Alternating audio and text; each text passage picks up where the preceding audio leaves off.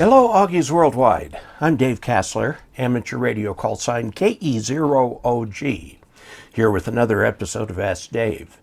Today we're going to do something simple with the reference station that you may be able to do with your transceiver too. A lot of the newer radios have not only band scope or some sort of waterfall, but also have an audio scope that can show you both the spectrum and the time signal of your transmitted and received signal. Now, what I'm going to show you is how you can use this to judge how well you are sending Morse code using a hand key. This right here is the reference station key. It's just a standard hand key. It's not a paddle or anything like that. And I've got the reference station here in CW. And we're going to look at the screen. And I have this set up along here is your normal band scope. Okay, there's an audio scope down here, and then the time scope. Now I've got this set as a level of minus 30 dB, 300 milliseconds per division, which is set here with the level button and the time button. It cycles through the various options. Now watch what happens when I put out a DIT. Okay, look at that, you get a DIT. Now I've got this running into a dummy load, so I'm not actually transmitting, which is why you don't see any signals up there. But let me send a couple Morse code characters.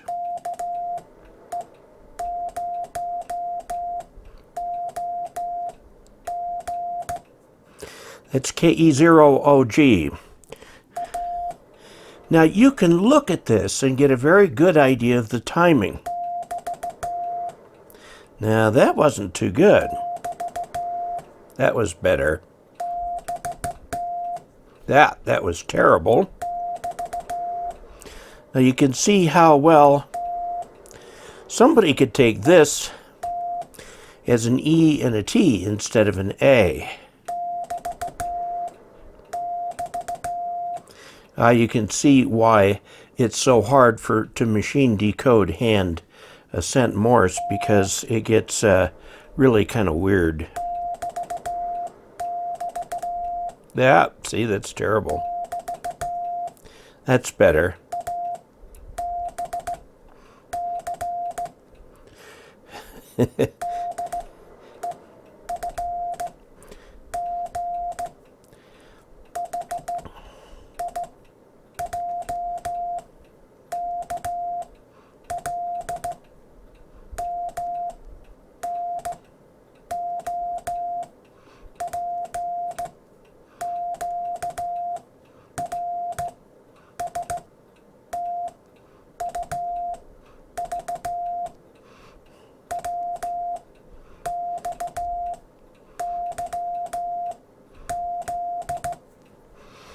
And you can see in there, even though those were fairly well sent letters, there was a little bit of what we'll call individualism in the letters there.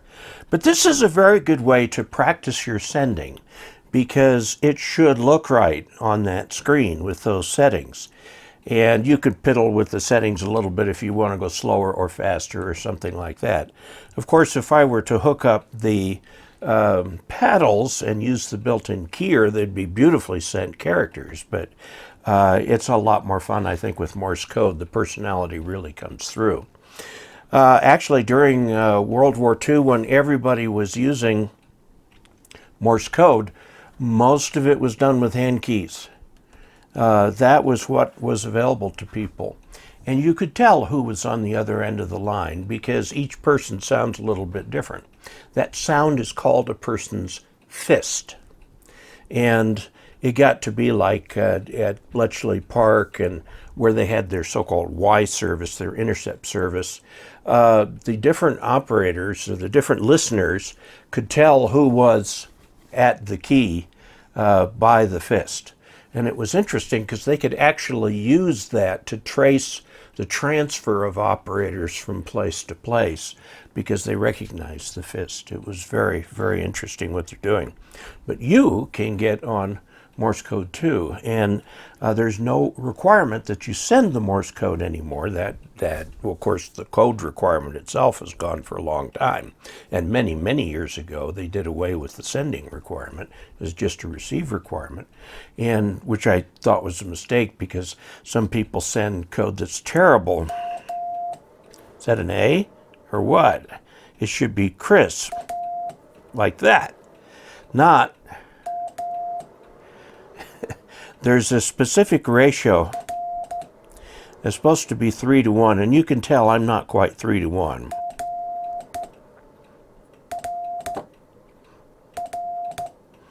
That's probably more like 4 to 1 or even 5 to 1. I'll let someone diagnose the video here and tell me what it really was. Well, there you go. That's your video for the day.